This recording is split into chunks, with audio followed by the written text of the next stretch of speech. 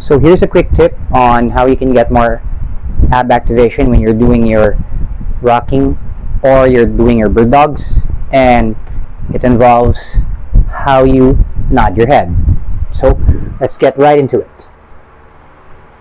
First, from your quadruped or hands and knees position, try to find that range wherein you nod your head, trying to tuck your chin onto your collarbone, let you feel your abs waking up. Spend some time exploring.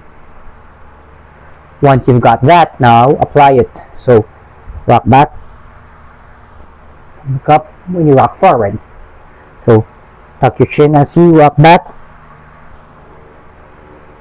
look up when you rock forward. So for the bird dogs,